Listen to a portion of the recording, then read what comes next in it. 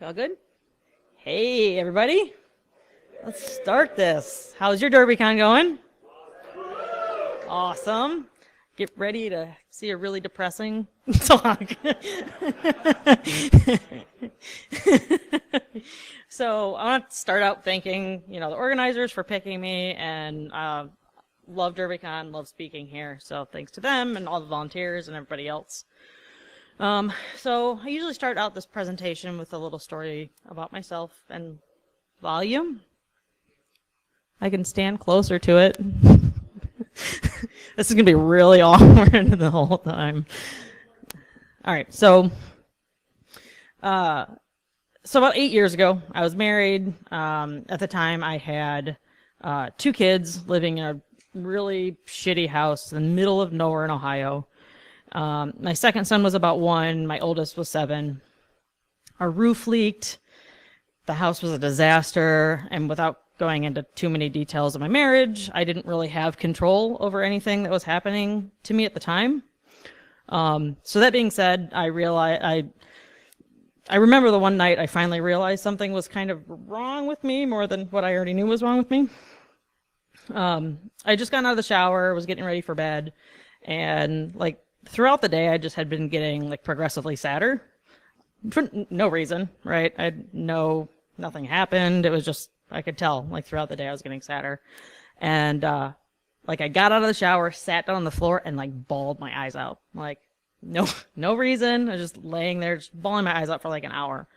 My husband came up to me, and I couldn't tell him why I was crying. I couldn't physically speak, and this image is probably the closest representation I can have of what was going on in my head at the time. It was just super fuzzy. I could not force myself physically to speak about it, and it actually hurt when I tried. I felt like the world was ending, and there was nothing I could do to stop it. So all that static in my mind, and it took about a half hour to an hour for me to stop crying and actually get my first sentence out. And it was the stupidest thing ever. And I hate to use the word triggered, but what kind of tipped me over the edge was that my shower curtain was dirty. And stupidest thing ever, right? To just sit there and bawl your eyes out about, right? So at that point, I feel that's probably not a normal reaction, right? Not everybody sits there and cries with their shower curtain. So I felt so stupid, immature, and looking back at it now, a lot of the anxiety problems I had was because of the environment I was in, and lack of cleanliness. That in itself is a whole other book of stories. And the funny thing is, even when I realized something was wrong internally, I didn't ask for help. I've made it to the ripe age of 25 and handled everything on my own already, right? So why do I need to ask for help now? I should be able to handle that on my own. So why am I bringing this up at an Infosec con? First and foremost, this community is my family, more so than most blood relation that I have. And it's the first group of people that really, truly get me. You struggled with a lot of the same stuff growing up. And, after I started tweeting and posting about this stuff and talking to people, I realized how much of a kind of epidemic anxiety and depression and a lot of different mental health issues are in our community. And there's a lot of people that aren't just coping or whatever, but they're really struggling with this kind of stuff and trying to tackle it on their own, kind of like I did for 10 years or so, trying to get through all of that just by mentally thinking I could handle it myself. I've had amazing conversations with some super smart people that have also struggled with this and more. And I think that, usually when I give a talk, I'll retire it after I give it 2 or 3 times, right? They're recorded, they're online, you can go watch them, whatever. But this one just keeps on having people have such a positive reaction after it's done, even though it is really super depressing until I get to the end. So I'm just going to keep on giving it until they tell me no. So looking back on my own life, after I finally got some help and, struggling with it since my teens, and it got just progressively worse, but it was always there. We never want to admit something's wrong with us, right? What is the first step of any 12-step program? Admitting you have a problem, accepting it, right? But if you admit it, accept it, and stop there, you're not really going to get any better. You're just going to make yourself more depressed because now you know that you have a problem and you're not going to do anything about it. You have to, actually go further than that and be a little bit more proactive in the care. And so not only do people in our industry have the normal everyday stresses of like a job, family, like everybody else does, but so many of us are extremely passionate about what we do that you're going to be like, how many of you have been like sitting working on a problem for 12 to 24 hours behind your computer, not talking to anybody, just pounding away, no physical interaction, no, human connection. You're just like pounding away because you're passionate about it, or you have to do it. And it's not just our 9-to-5 job anymore. It's our career, our passion, our hobby. None of you are here because you have to be. Well, I hope you're not. Like, otherwise, sorry, that would suck. The Infosec community is difficult to compare to any other, and we know this. We're composed of intelligent, driven, opinionated individuals that when you combine the pressure and stress that we put on ourselves in the form of research and teaching and learning and just trying to advance ourselves as individuals, it starts to build up, because then we also take it on from our bosses and our coworkers and our family, and it just comes at us in all these different forms. And also, like, the majority of roles that we fill to cater like our drive and willingness does sit us behind keyboards for hours at a time.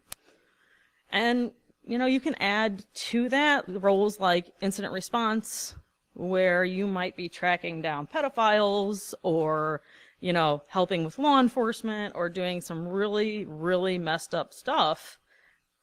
Maybe you can't talk that up. You're under an NDA, or you're, in some kind of government work where you can't talk about it to anybody.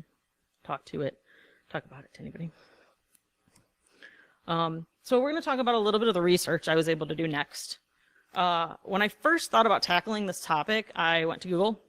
First thing I searched for was mental health issues in STEM fields. And holy cow, most of them were about women. So after removing women as a search term, it went from 6 million articles down to 2 million. But when it comes to mental illness, we're different when it comes to the different sexes. Women are more likely to be diagnosed with anxiety or depression, and men tend toward like substance abuse or antisocial disorders. But nobody wants to talk about the men, right? They always want to talk about the minorities in Infosec, even though you make up 70% of the industry. I'm not going to try and focus on you guys, but you're the ones not really talking about it. Otherwise, there'd be more articles online. But the hypothesis I was trying to prove is that it seemed like people in STEM had a higher rate of mental health issues, which turns out there's actually a few studies that support that. One's called the Savannah IQ interaction hypothesis. And I honestly read way more medical studies and research than I thought I would ever do. It's not my field, right? I do blue team stuff. Why would I be reading medical journals? But the quote that I like from this, and this is some of the research they put into this, they say, the finding of an association between progressively increasing risk of bipolar disorder and high arithmetic intellectual performance is rather surprising. They explain that the arithmetic test requires not only mathematical skill, but rapid information processing for the purpose of successfully completing a timed exam. High scorers with such rapid processing power may also share a tendency to experience mania, a state of high focus, and psychomotor activity. So it also talks about something that I thought people with higher intelligence tend to self-medicate more, and that's also in that Savannah IQ paper, with drugs and more than the drugs and alcohol more than the average person. So, Mr. Robot fans.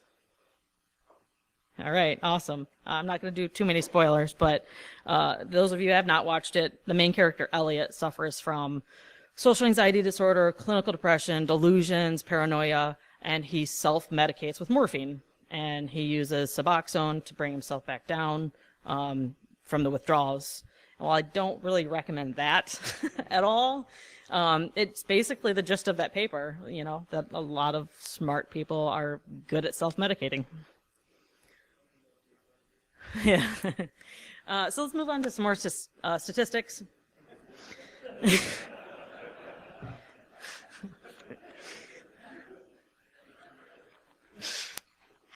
Not only does that Savannah IQ talk about this smarts to depression correlation, there's actually a study done recently at Berkeley that found between 42 and 48% of PhD students in science and engineering are depressed.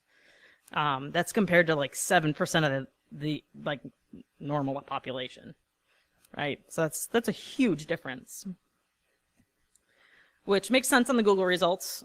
There were significantly more results involving women because, one, we report it more, and two, people like to focus on minorities. And this is some of the other statistics that Berkeley paper had. So what I said, it's not like you guys aren't having issues. Believe me, I've met lots of you. You're just not reporting them. Some more US statistics. And this is, I mean, definitely something that I struggle with.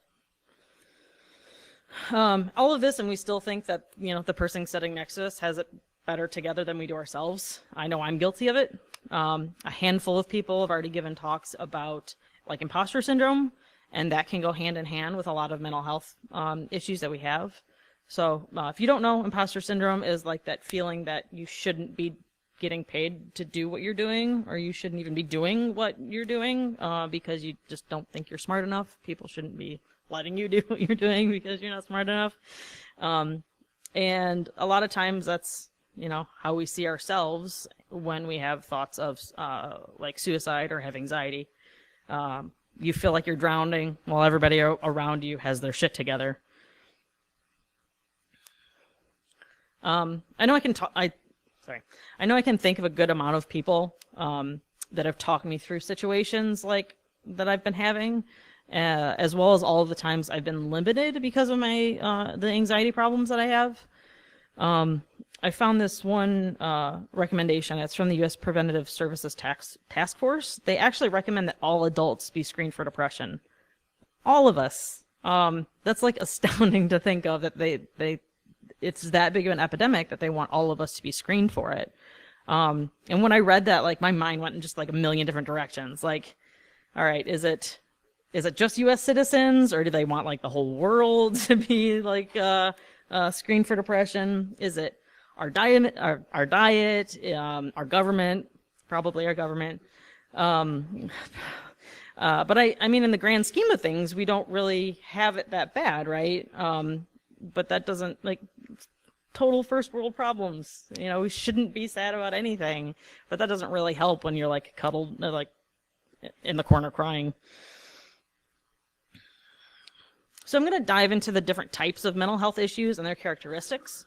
I'm not going to cover everything because that would take all day, but I'll cover some of the more common ones that we see and that we hear about.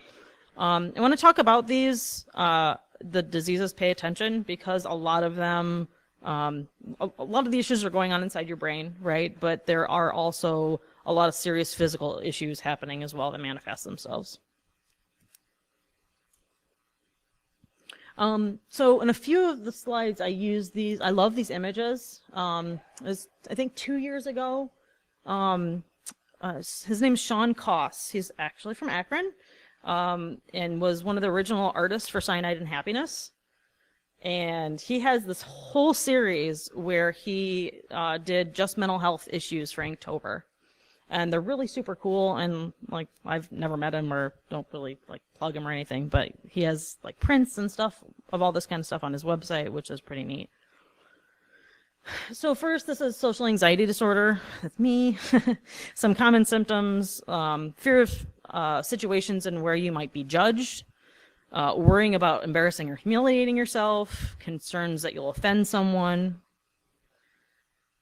Intense fear of interacting or talking with strangers, fear of physical symptoms that cause you embarrassment, like blushing, sweating, trembling, having a shaky voice, you know, all of the, like, flushed face, whatever. Avoiding doing things or speaking to people out of fear of embarrassment, and avoiding situations where you might be the center of attention, which I don't know how I get up on stage with that. You have anxiety in anticipation of a feared event. And this is one that I'm really, really guilty of, spending time after a social situation, like bit by bit analyzing all of your performance and all of the words that you've said, and you know, your body language and everything that has gone on in that situation. Like I gave this talk at B-Sides Wellington in New Zealand, because one of the organizers also struggles a lot. So they had me over there to talk about this. And it was the first time I'd ever left the country. So like that was kind of freaking me out, right? And like one of the things that I realized I was doing was, so they drive on the other side of the road, the wrong side of the road there. And like when you're, I don't know if anybody else does this, it might just be me because I'm crazy. When you're walking like down the aisle of a supermarket or like down the sidewalk, I do it like I'm driving a car, right? You're on the right side. That's how you're supposed to walk, right? Or that's how my brain says I'm supposed to walk. I made a huge conscious effort in New Zealand to walk on the opposite side of the sidewalk, because I didn't want them thinking, oh, look at that stupid foreigner, she doesn't know how to walk on our sidewalks, which is completely irrational. But you know, that stuff still goes through my head. As I go through this one and the ones later, you might say that, like, to yourself that, you know, these things happen to you every now and then. But a lot of these specify that these are intense fears, like fears that never go away, are always on the top of your mind for the most part. I know I'm not a doctor, but if you experience, this is my fast talking, you know, small print. But if you experience these or any other symptoms I cover, definitely don't hesitate to go get help. It definitely won't hurt to do so, and I'll talk a little bit more about kinds of help and stuff later. Other things with anxiety: you might avoid certain social situations, using public bathrooms, interacting with strangers, eating in front of others. I actually used to work with somebody that had to eat at her desk. Couldn't like go to the cafeteria or out to eat with anybody because she could not chew in front of people. So I mean, that kind of stuff really can limit yourself, like, socially. Making eye contact, initiating conversations. Dating, I can tell you that as I try to think I'm not a moron, but dating in your 30s in small town America is its own separate kind of hell. But adding anxiety to that, and it's pretty much impossible. Attending parties, social gatherings, like this is me too, like constantly. I just like, oh, I don't have my kids tonight, I'm gonna look for something to do. I find all these cool things, like, nah, I'll just work. All right, I'll stay at home and work. Going to work or school, returning items to a store, calling people on the phone, all of that kind of stuff falls in with anxiety. I'll let you read this while I drink.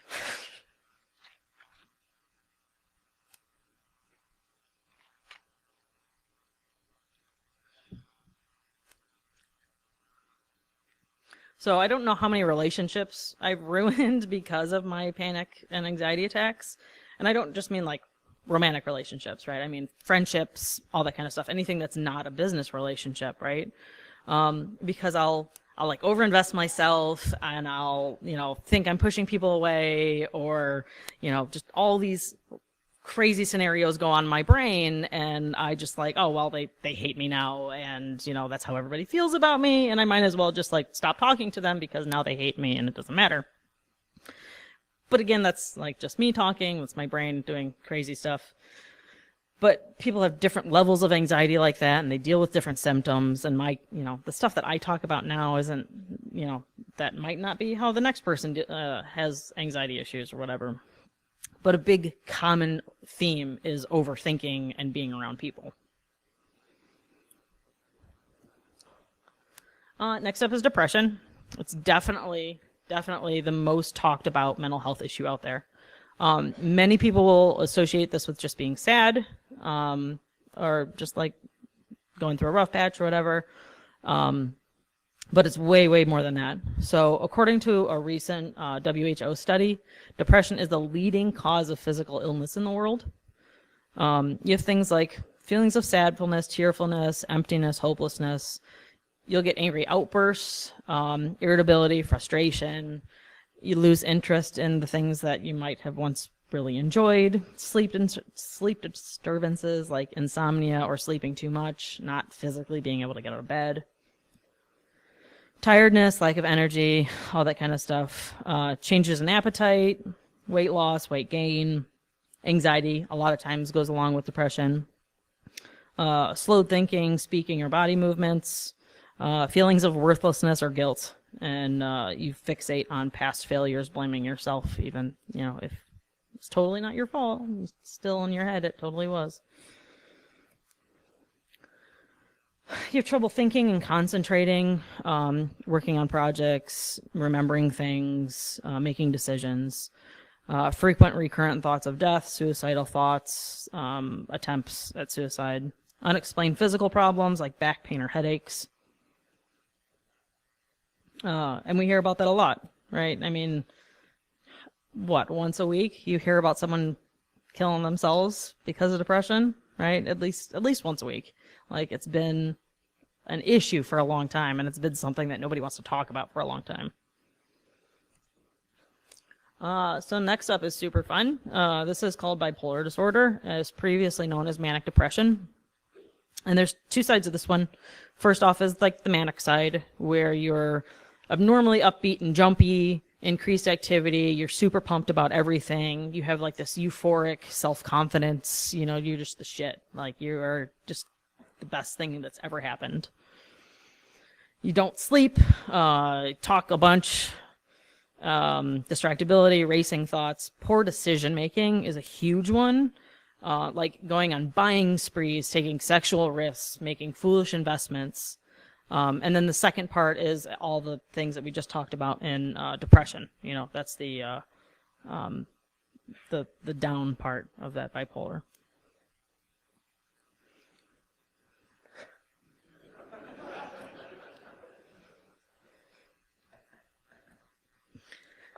Next up is PTSD. So it's a mental health condition that's triggered by a terrifying event. So either experiencing it or witnessing it, and you'll have recurrent, unwanted, distressing memories of that event. I mean, a lot of times, it's definitely associated with our military. You also get this with, sexual assault, seeing, super violent things happening, that kind of stuff. Will definitely cause PTSD. You'll have flashbacks and upsetting dreams or nightmares about the traumatic event. So I did my best to add as many funny memes because I told you this is super depressing. You get severe emotional distress or physical reactions to something that reminds you of the event. Next up is borderline personality disorder. So this is also called dissociative identity disorder, and it impacts the way that you think about yourself and others, and it causes problems in everyday life. So you have unstable, intense relationships. You have a distorted self-image, intense fear of abandonment. People will even go to extreme measures to avoid like this imagined separation, they have with these people in their head. They end up having a lot of unstable, intense relationships. One moment they'll like idolize someone, and the next moment they'll want to like actually murder them. Rapid changes in self-identity, shifting goals and values, that kind of stuff. And shifts between the different personalities often are accompanied by like blackout periods. Does anybody read the Dark Tower series? All right, not the movie. Read it, right? Movie sucked. And one of the main characters in the book actually has multiple personality disorder. And they do a really, really good job of explaining it because she'll black out. The two personalities have no idea about each other. And you'll like totally lose contact with reality. Let's see here. Wild mood swings, that kind of stuff.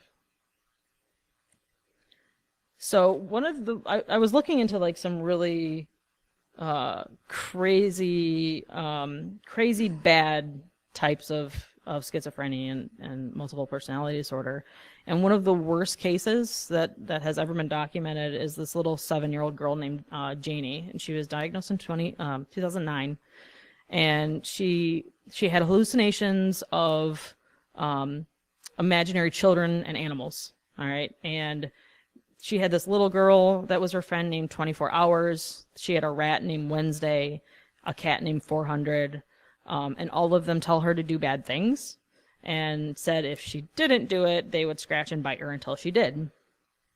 So her parents, they had her, so she was 7, and then she had a little brother. Her parents had divorced, and they had to stay in the same house because she would attempt to like kill her baby brother. So they had to sleep in shifts. So someone was always awake and with her. And she's 7. Like that's honestly one of the worst cases I think that I've read about. And his name was Michael, was a college English professor, said that he was like her therapist. He's met more than 200 of her cats, rats, dogs, friends, whatever, that only she can see. And she was super self-harming. She had already attempted suicide several times by age 7, and extremely violent towards everybody else because she thought these animals were actually going to hurt her if she didn't perform these terrible acts. Next up is obsessive compulsive disorder. So this features a pattern of unreasonable thoughts and fears, which are the obsessions, right? That lead you to do repetitive behaviors, which are the compulsions. So a couple really famous people that had OCD, one was Nikola Tesla. He would actually have to walk around a building 3 times before entering it. He would not eat alone with women, had an intense fear of circle-shaped objects, and had to have everything divisible by 3. There was a case in the 1800s of this lady that would compulsively wash her hands like 200, like I feel like I have germophobia, right? But she would compulsively wash her hands 200 times a day due to fear of like contamination of things. Also in the 1800s was Joanna H. She was obsessed with the idea that she was going to cheat on her husband. She was completely happy in her marriage, like had no will to want to do this, but you could walk up to her and tell her that she had cheated on her husband and she would just believe you on the spot. It got so bad that her and her husband created this chastity belt that only her husband had the key for, so she would know, when it was off, and he's the only one that had the key. You have a fear of contamination or dirt. It's not, when people say, oh, I have OCD because I like things in spreadsheets and using sharp pencils or something. I don't know. You probably don't have OCD. This is super intense, right? This is going to end up probably disrupting your day-to-day activities. You need things orderly and symmetrical. You'll have aggressive and horrific thoughts about harming yourself or others. It's me yesterday. So we can all agree, like, having one of these can royally suck. if not more, right? A lot of people have more than one. So now what? Like, what if you or someone you know are experiencing one or more of these? Like, how do you cope, and how do you help them cope? So a while back, it's been like a year or so now, I put out this survey asking about 20 different questions on people's perception of their like personal ideas around like surrounding mental health. It was, I don't know, 20 question survey, just people that followed me on Twitter did it. I think I had over 800 responses, so it was a decent sampling size, right? So several of the survey responses kind of pointed out what I talked to earlier about the Savannah IQ interaction hypothesis. One of the questions was, do you participate in any activities to reduce, dull, or improve the stress or feelings you're having, such as alcohol, prescription drugs, other drugs, exercise, medication, or other? One of after 50 or so people had filled out the survey, I realized, a couple people pointed it out actually, that I didn't make this multiple answer. It was multiple choice and then other. They're like, I do all of those things. Like, I wish I could have answered all. And then I had anxiety because I fucked that up. It's just this chain reaction. So out of the 860 responses, these were the results. So we have that little other, where is that? Other category where 70 people answered, right? My favorite responses out of this one, and some of them you'll see, we have the mental health and wellness village down there near the catwalk. So there's kind of the same how do you deal with stress question on there. But some of my favorite answers for the other category were pretend to be a Vulcan, cats, masturbation, and Twitter. I don't know how Twitter solves anything. You could probably put all four of those things together. If you're really determined, you could put all the four of those together.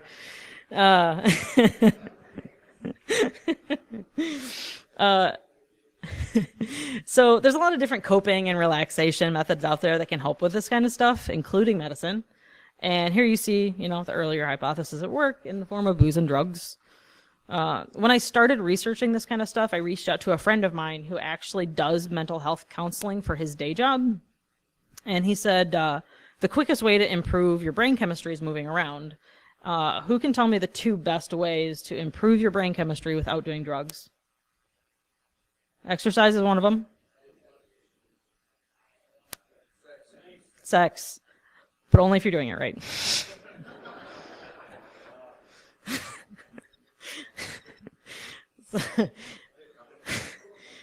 So then I go right to talking about my mom. This is not Freudian at all.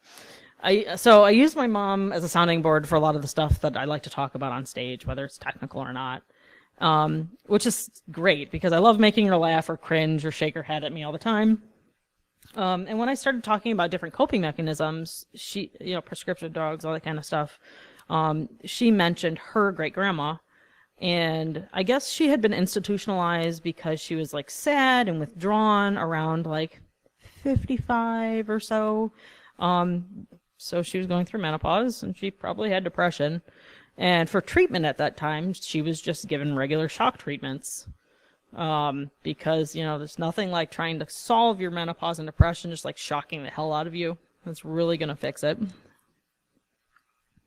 But now we have better options. People talk.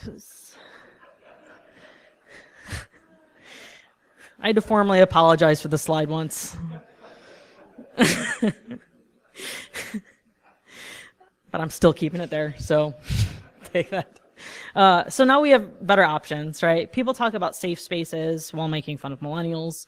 But I think we can agree that the most people out there don't really need safe spaces, but it would be nice to have somebody to talk to if you needed it. Even if you don't use anything as a coping mechanism, it can still feel good to externalize all the thoughts that you have in your head and feelings that are going on without being judged and mocked. Back then, you couldn't talk about mental health at all, right? It was super taboo to talk about. It still kind of is, it's still kind of stigmatized. Just like what, that had to have been like early 1900s, I'd imagine. Just like you couldn't talk about divorce or teen pregnancy or anything like that. And yeah, I got all three of those. So not only can you talk to people in your field about your research and that kind of stuff, but you can talk to them about your thoughts and feelings and be all mushy and gushy. Anything else that you should want to.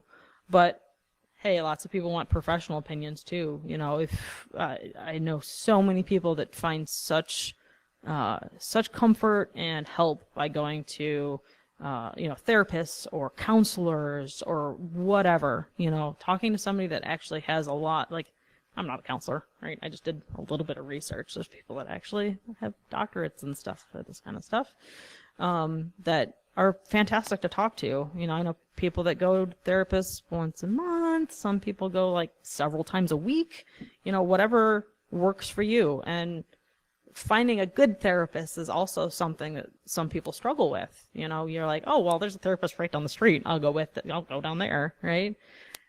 If you don't connect with that person, that's not going to be a great experience for you. Shop around. You're going there for your health, right? It doesn't matter if I don't imagine you'd hurt their feelings by moving on. You never know. But you need to find somebody that you can connect with and talk to openly about the stuff that's going on. So back to getting all doped up. The last 20 years, there's been a 400% increase in the use of antidepressants, with an estimated 1 in 10 adults taking them now. Now, you don't need to devaluate people's suffering. You also don't want to be too quick to throw pills at people, for which you might be able to do non-medical solutions for, right? Which is great that people are meditating and exercising, hacking, learning, and getting themselves off with Vulcan and stuff to relieve some of the stress. A good amount of those are increasing your dopamine. A good amount of those things increase your dopamine levels automatically without the need of anything clinical. When I was first prescribed Zoloft, this is the kind of explanation that I received. It's just a simple chemical reaction in my brain that isn't pumping out what it needs to. We can give you some medication. It's gonna fix it. Which, heck, I took that as gospel because logically, on the surface, it made sense. Something biological isn't firing quite right, and to release the right chemicals, the meds will fix it. So during my research, I realized that that's not 100% true. What I found in medical journals and articles, they really have no idea why some of these medications work. It's all right, I get that science is hard. The studies point out that things also arise like faulty mood regulation by the brain, genetic vulnerabilities, stressful life events, other medications, or other medical problems. There's actually a American Psychological Association article that says, we do not dispute the possibility that neurotransmitters and other brain chemicals play a significant role in the etiology of depression. However, we are concerned that the chemical imbalance explanation may not reflect the full range of causes of depression, may be given greater credence by both consumers and practitioners than is supported by sound research, and or may be understood in an overly simplistic manner. But really, what part of any medical science do we not receive in an overly simplistic manner? Just like when we're talking to our customers, for the most part, you're dumbing that down. They're doing the same thing to us because, one, do we really care about all? Some of us do. Do we really care about all the super specific stuff? No, they have you in there for a 20-minute appointment or whatever. They're trying to get you the gist of it without you having to stay there for hours to explain all of it. So I started taking Zoloft about 6 months or so between the end of my marriage, and it was amazing. I wasn't sad anymore. I had more energy. I thought it was amazing, but it kind of made me a zombie. It was great at propelling me through a lot of stress in the next 2 years with moving, divorce, several job changes, because in all honesty, I didn't really have any emotions at all. It's nothing better than having, zero emotions when you're trying to handle stressful life events. Has anybody ever seen The Magicians? Yeah, there's an episode where they take all their feeling, like there's a spell or whatever, take all their feelings and they put this in this bottle, right? And they wear it around their neck. It was just like that. Like, couldn't cry, couldn't care less about anything. I was just like going through my day, not happy, not sad, just zombie, like no feelings, dead inside.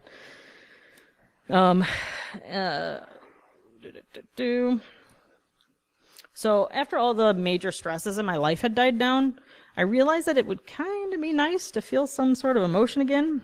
Instead, I was like trying to fill that hole in my soul or heart or stomach or whatever with probably really unhealthy things instead. And it takes a little bit of a self-reflection to realize that you might be going down a really bad path, and to kind of correct that. So I changed to Wellbutrin and like the occasional Xanax, or if I can't find that, usually 2 bottles of wine works. Which has, for me, has worked out incredibly well so far. Like super low side effects compared to other things, whatever. I'm not saying that everybody should be medicated, but sometimes it's really nice. And I bet you there are people that are coping in way unhealthier ways, that could really benefit from something like that. So what other coping mechanisms are there to possibly work on?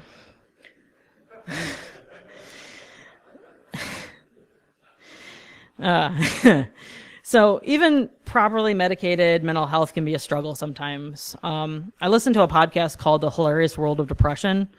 And during one of the episodes, one of the guests talks about dealing with her anxiety by naming it Steve.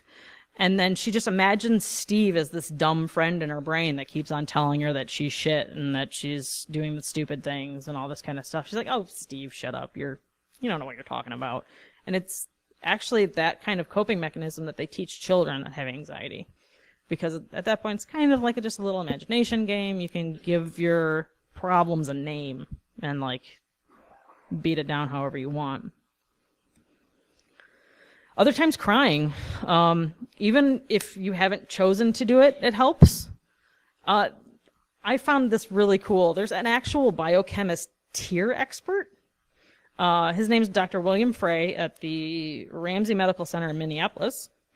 And he discovered that reflex tears are 98% water, whereas emotional tears also contain stress hormones, which get excreted through your body from crying.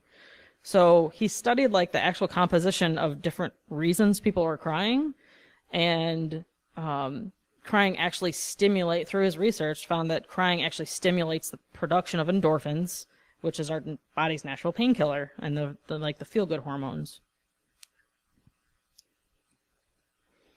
I've also personally used breathing exercises, binaural beats, other meditation, yoga, that kind of stuff, and it's something called the 5-4-3-2-1 coping technique. So like if I feel myself having like a panic attack, like really freaking out, you can do this. So if you want, you can walk through this with me. It's totally up to you. Just try something new. So 5 is you acknowledge 5 things around you that you can see, however big or small, whatever, chair beside you, lights up above, whatever, and actually list them in your mind, like 5 things you can see. Acknowledge 4 things around you that you can touch. Ask first. You don't want to get all handsy while we're in here. Maybe it's your computer, your chair, your lanyard, your hair, whatever. 3 is acknowledge 3 things around you that you can hear. Obviously, I'm going to be one of them. I'm standing up here rambling, the lights buzzing, people outside talking, whatever. Like fine-tune those and see if you can find ambient noise that you wouldn't normally hear. 2, another one that might be sketchy here. Acknowledge 2 things around you that you can smell. I hope you've all had your shower. So you can check how your neighbor smells, I guess. But if not, go outside, smell the fresh air or the smog or whatever, people smoking, coffee, soap, whatever you can find. And then the last one can go 2 different ways. I've seen where people will either acknowledge one positive thing about yourself, or you could acknowledge one thing that you can taste. So go get a drink of water, put some gum in your mouth, whatever, like something like that. And that positive thinking can help bring like a positive feeling back up in yourself. And then finally at level 1, go through maybe some breathing exercises. I'm going to have to crank through these. So now that we've covered a bunch of my personal baggage and different coping mechanisms, I'm going to look how we can actually help others. Open communication. So since I try and talk about this stuff openly, I've gotten a huge range of responses from people. Now that I can tell, for the most part, when I have an anxiety attack coming on, I can verbalize it more than I used to be able to. Like, I can kind of spot the warning signs myself. But some of the common negative things that you don't want to say to somebody that might be having problems is this. And I'm not the only ones that have heard this, you know, through all the talking I've done to people. I have heard that. They've said a lot of that kind of stuff. I get this a lot, and shit, I truly do have a whole lot going for me, right? I have a wonderful family, great job, published author, great podcasts. Woo! You know, how could I be depressed, right? I don't have the right to be depressed. But you know what? I've caught myself saying the exact same thing to people I think have their shit together better than I do. And they tell me, well, you know, I've struggled with depression. I'm like, what? Yeah, so I've caught myself doing the same thing. But, you know, some of the things that we can tell people, oh wait, that's not yet. More don't says. So I only wish that kind of stuff were possible, just to say, why don't you stop being sad? You just can't will yourself when you might have a chemical imbalance or something other, you know, some other potential reason why your brain's firing a different way. It can be really easy to put the happy face on the outside, but that doesn't mean any of the inside issues go away. Like we covered before, a lot of them are can physically manifest themselves. Not only have I gotten both positive and negative stories around interactions of mental health, but almost everyone I've talked to in the last couple of years, people have been surprised when they've actually come out and talked about it. Here's some things that you can say. I'm going to go through these quick. And something that really works for me, I've given people like mental health safety words, like pineapple or something like that, where if you need to get out of the situation you're in, you know, you have your trusted person, you say something, you do something, and they know kind of like what to do to help you get out of there.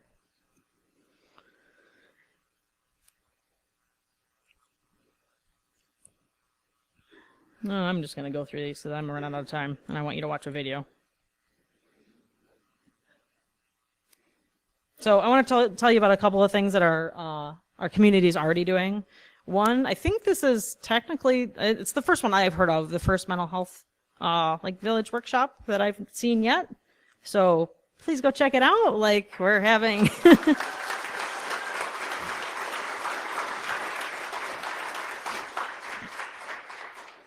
thank you. So yeah, that's made me like really super happy. It's going really well. And we have like our own talks and stuff in there. And I'm actually going to Germany in November to run the same thing, which I'm super psyched about. And this is fantastic. Rob, we're going to watch this little video, and I hope audio works. All right, here goes. Yeah. Hi, my name's Rob Fuller, and I'm a hacker. Now, every single one of you watching probably has a different definition of what that might be. But I guarantee not a single one of those definitions includes race, creed, color, religion, sexual preference, or anything in between. The hacker community is filled with human beings, people from all walks of life. In our community, like any social community, there are people among us, friends, acquaintances, con buddies that have problems that many of you might not even know they have.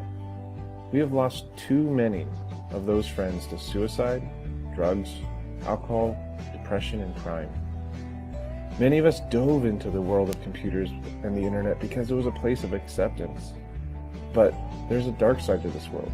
It is too easy to disconnect, to miss those markers when all you see is what someone tweets or IMs. You can't see when you hurt, when you cry. There are many ways to help us that need it and are afraid to ask because one of the biggest biases we still have in our community is showing weakness. But you can let those around you know you care, that you are there for them, and the door is open to talk anytime. But one of the best ways is just to be around each other, hang out, go to a movie, have a good time, talk about your day. To be a true friend, not just another face in a lobby of a conference.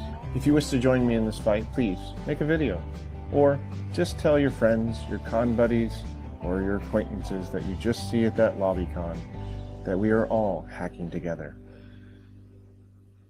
All right.